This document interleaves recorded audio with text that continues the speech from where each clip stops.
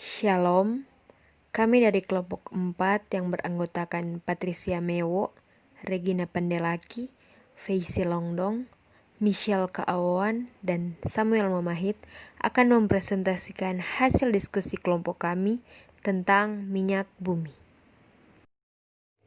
Apa itu minyak bumi? Minyak bumi dalam bahasa Inggris petroleum, dari bahasa Latin petrus, karang dan oleum minyak, dijuluki juga sebagai emas hitam, adalah cairan kental berwarna coklat pekat atau gelap atau kehijauan yang mudah terbakar yang berada di lapisan atas dari beberapa area di kerak bumi. Minyak bumi terdiri dari campuran kompleks dari berbagai hidrokarbon sebagai besar seri alkana tetapi bervariasi dalam penampilan, komposisi, dan kemurniannya. Setelah itu, minyak bumi akan diproses di tempat penggilangan minyak dan dipisah-pisahkan hasilnya berdasarkan titik didihnya, sehingga menghasilkan berbagai macam bahan bakar, mulai dari bensin dan minyak tanah, sampai aspal dan berbagai reagen kimia yang dibutuhkan untuk membuat plastik dan obat-obatan. Minyak bumi digunakan untuk memproduksi berbagai macam barang dan material yang dibutuhkan manusia.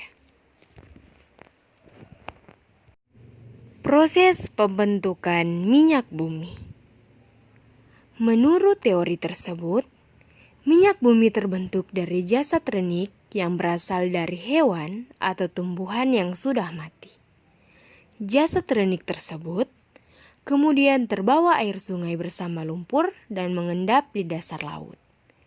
Akibat pengaruh waktu yang mencapai ribuan, bahkan jutaan tahun, temperatur tinggi dan tekanan oleh lapisan di atasnya, jasad renik berubah menjadi bintik-bintik dan gelembung minyak atau gas. Lumpur yang bercampur dengan jasad renik tersebut kemudian berubah menjadi batuan sedimen yang berpori, sedangkan bintik minyak dan gas bergerak ke tempat yang tekanannya rendah dan terakumulasi pada daerah perangkap atau trap yang merupakan batuan kedap.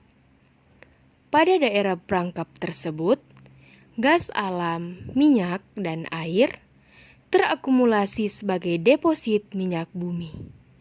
Rongga bagian atas merupakan gas alam, sedangkan cairan minyak mengambang di atas deposit air. Ternyata, minyak bumi itu terbentuk dari pelapukan berbagai macam sisa-sisa organisme seperti tumbuhan, hewan, dan jasad-jasad renik yang sudah tertimbun dalam dasar lautan bersama lumpur selama jutaan tahun lamanya. Lumpur tersebut akan berubah menjadi berbagai batuan sedimen yang berpori, sedangkan sisa-sisa organisme akan bergerak ke tempat yang tekanannya rendah dan terkumpul pada sebuah daerah perangkap, yaitu batuan kedap. Gas alam, minyak, dan air akan terakumulasi sebagai deposit minyak bumi. Pada rongga bagian atas ada gas alam, sedangkan cairan minyak mengambang di atas deposit air. Bila kita urutkan, maka akan menjadi seperti ini.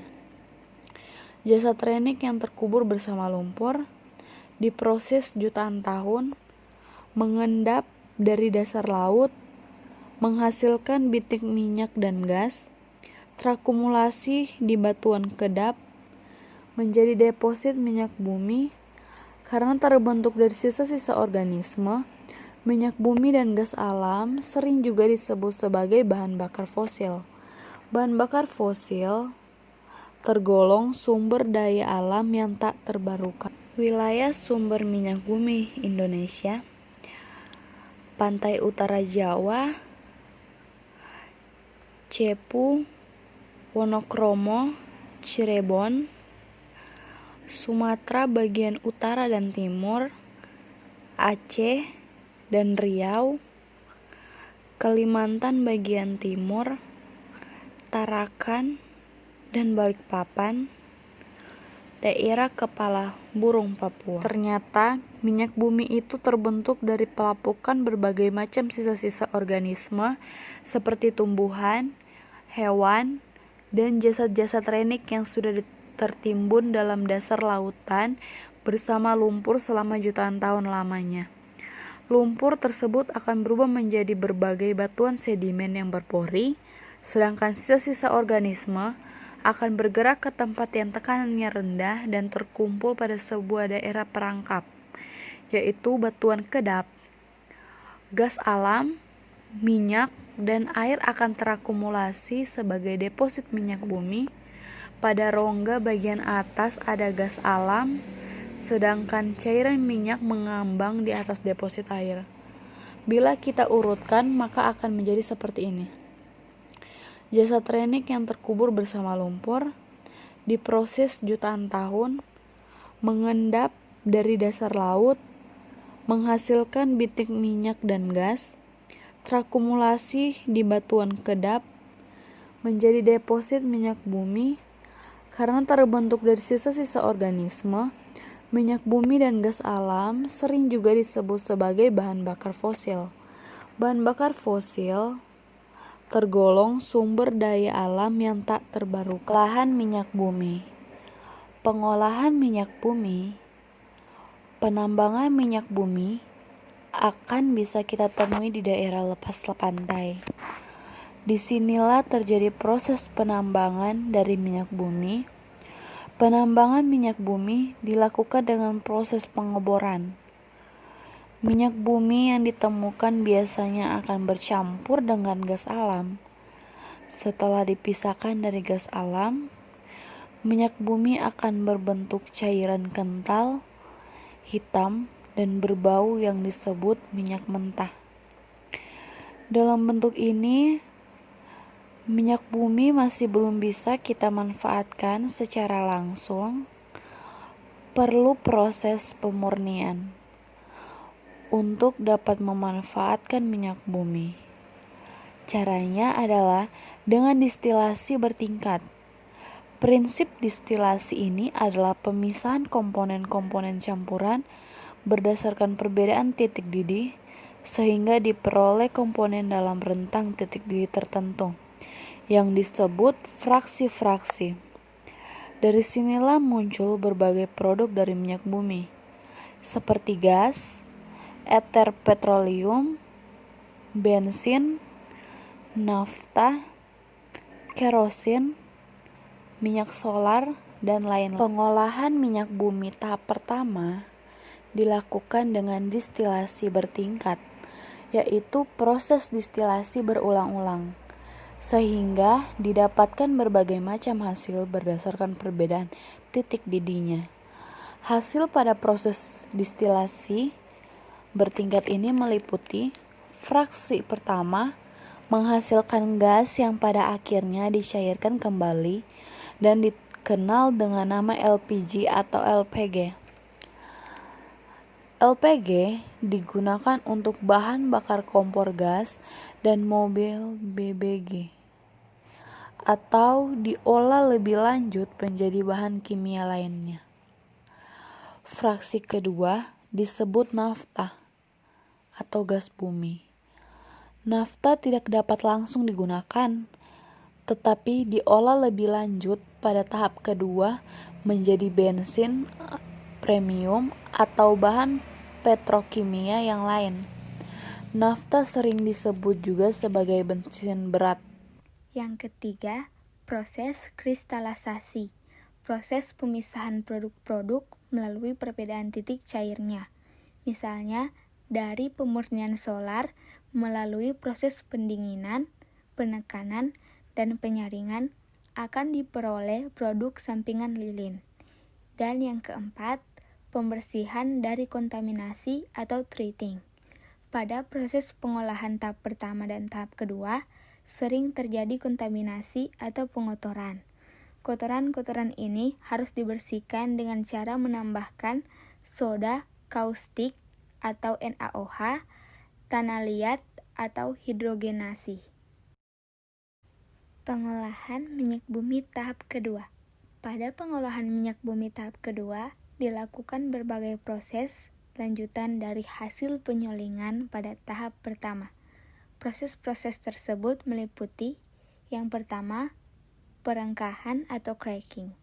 Pada proses perengkahan, dilakukan perubahan struktur kimia senyawa-senyawa hidrokarbon yang meliputi pemecahan rantai, alkilasi atau pembentukan alkil, polimerisasi atau penggabungan rantai karbon, reformasi atau perubahan struktur, dan isomerisasi atau perubahan isomer.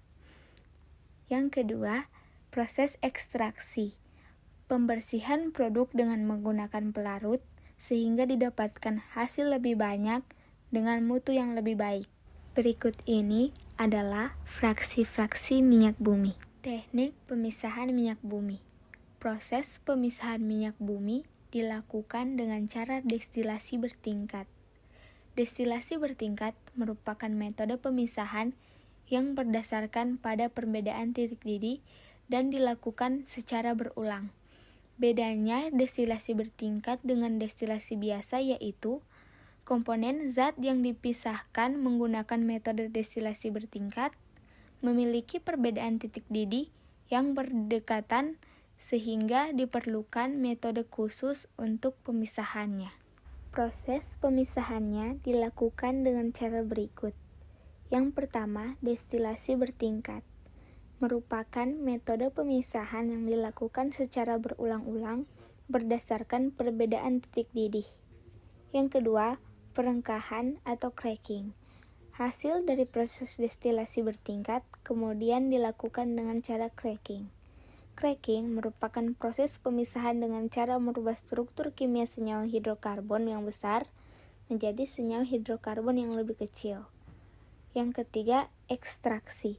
Proses ini merupakan membersihkan hasil produk dengan menambahkan pelarut. Gunanya yaitu mendapatkan hasil yang berkualitas. Yang ketiga, proses kristalasasi. Proses pemisahan produk-produk melalui perbedaan titik cairnya. Misalnya, dari pemurnian solar melalui proses pendinginan, penekanan, dan penyaringan akan diperoleh produk sampingan lilin. Dan yang keempat, pembersihan dari kontaminasi atau treating. Pada proses pengolahan tahap pertama dan tahap kedua, sering terjadi kontaminasi atau pengotoran. Kotoran-kotoran ini harus dibersihkan dengan cara menambahkan soda kaustik atau NaOH, tanah liat, atau hidrogenasi. Berikut ini merupakan gambar bagaimana teknik pemisahan fraksi-fraksi minyak bumi dan apa saja kegunaan fraksi-fraksi minyak bumi. Kegunaannya yaitu pertama, bahan bakar gas alam dalam bentuk cair seperti liquid natural gas atau LNG mengandung 90% metana dan 10% etana, serta liquid petroleum gas LPG yang memiliki komponen utama propana dan butana. 2. Pelarut dalam industri, contohnya petroleum ether. Yang ketiga, bahan bakar kendaraan bermotor, contohnya bensin dan solar. Yang keempat, bahan bakar rumah tangga dan bahan baku pembuatan bensin, contohnya kerosin atau minyak tanah. Bahan bakar untuk mesin diesel atau para kendaraan bermotor seperti bus, truk, kereta api, dan traktor. Dan bahan baku pembuatan bensin. Yang keenam, minyak pelumas. Dan yang terakhir yaitu bahan pembuatan sabun dan deterjen. Manfaat minyak bumi bagi kehidupan seperti yang umum diketahui adalah sebagai bahan bakar. Di sini minyak bumi juga digunakan sebagai bahan bakar kompor seperti gas, penghangat atau pendingin ruangan, serta tidak lain sebagai bahan bakar transportasi, baik darat, laut, maupun udara. Dalam pemanfaatnya, minyak bumi bisa digunakan untuk berbagai macam hal, mulai dari bahan bakar kendaraan, bahan baku industri, bahan untuk pembuatan perabotan rumah tangga, hingga digunakan sebagai bahan untuk produk kecantikan dan bidang kesehatan. Beberapa bidang tersebut memang seperti terdengar asing, namun ternyata minyak bumi juga memberikan peranan yang cukup penting. Manfaat minyak bumi mulai dari bahan bakar sampai kebutuhan rumah tangga. Yang pertama, bahan bakar kendaraan. Manfaat minyak bumi paling umum adalah untuk mendukung laju kendaraan. Minyak bumi dibutuhkan untuk pembuatan oli dan pelumas kendaraan. Pelumas kendaraan tersebut kelak dipakai untuk melembutkan kinerja ban, bumper, dan jak mobil. Selain itu, minyak ini juga kerap dicampur di dalam bahan bakar mobil dan motor.